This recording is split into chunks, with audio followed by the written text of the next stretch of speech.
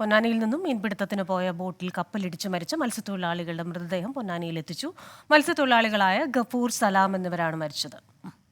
Sameer bin Kareem ചേരുന്നു മലപ്പുറത്ത് നിന്ന് വിവരങ്ങളുമായി. സമീർ, മൃതദേഹങ്ങൾ എത്തിച്ചു കഴിഞ്ഞോ? എവിടെയാണ് ഇപ്പോഴുള്ളത്? മറ്റ് ചടങ്ങുകൾ അല്ലെങ്കിൽ സംസ്കാരം അതുൾപ്പെടെയുള്ള കാര്യങ്ങൾ എപ്പോഴാകും?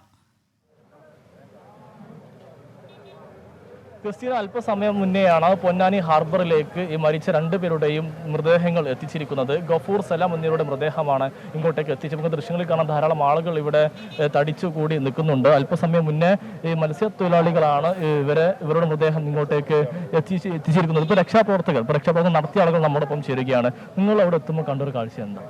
കാഴ്ച ബോട്ടിലൊരു പൊളി അവിടെ ഉണ്ടായിരുന്നു. അപ്പൊ നമ്മള് ഡൗട്ട് കാരണം അത് കെട്ടിവലിച്ച് നിർത്തിയപ്പോ അണിയത്തെ കള്ളിയിൽ ആള് കിടക്കുന്നുണ്ട്. റോപ്പൊക്കെ ചുറ്റി കിടക്കാതായിരുന്നു. അപ്പൊ കണ്ടപ്പോ ഞങ്ങള് ബോട്ടിൽ 3-4 പേര് 5 പേര് കൂടിങ്ങാട്ട് ചാടിങ്ങാട്ട് രക്ഷാപ്രവർത്തനം നടത്തി.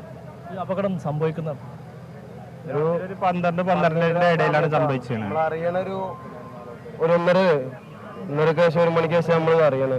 രക്ഷാപ്രവർത്തനത്തിന് പോലീസിന്റെ ബോട്ടൊക്കെ ഉണ്ടായിരുന്നു. പോലീസിന്റെ ബോട്ട് ഉണ്ടായിരുന്നു. അവര് വന്നിട്ട് ഞങ്ങൾ വിളിച്ചിട്ട് പോലീസ് ബോട്ടിനോട് ഇങ്ങോട്ട് വരാൻ പറഞ്ഞപ്പോ അവര് വന്നിട്ടില്ല.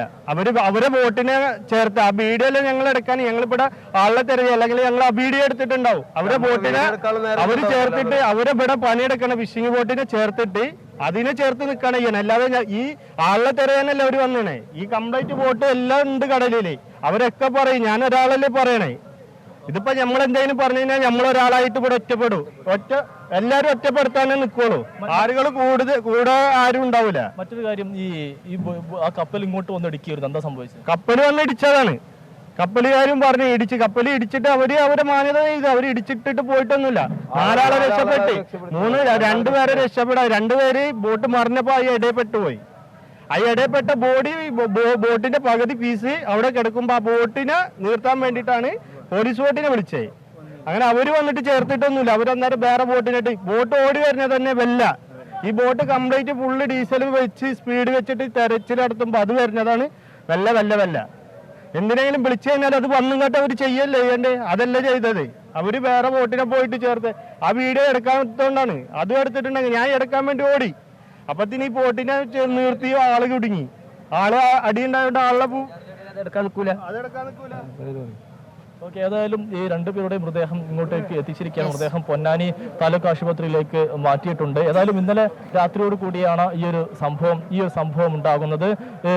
ഈ പൊന്നാനിയിൽ നിന്നും മത്സ്യബന്ധനത്തിനായി 6 പേരടങ്ങുന്ന സംഘമാണ് പോകുന്നത്. തുടർന്ന് ഒരു കപ്പൽ ഈ ബോട്ടിൽ ഇടിക്കുകയും അതിൽ ബോട്ട് 2ആയി പിളർന്ന് മുങ്ങുന്ന ഒരു ഘട്ടം ഉണ്ടായി എന്നുള്ളതാണ് നമുക്ക് മനസ്സിലാക്കാൻ കഴിയുന്നത്.